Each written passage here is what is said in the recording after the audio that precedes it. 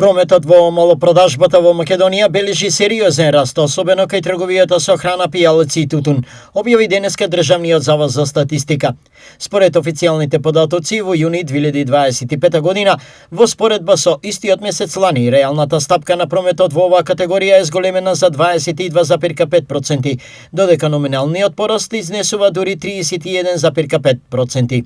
Во категоријата непрехранбени продукти, освен гориво, реалниот раст е 5,2%, а номиналниот 9,2%.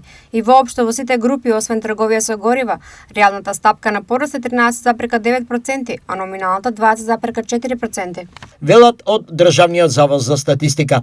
Значаен раст е забележен и во трговијата со автомобилски горива, каде реалниот пораст е 8,3%, а номиналниот минимален само 0,7%, што упатува на стабилизација на цените на горивата, но и на зголемената потрошувачка.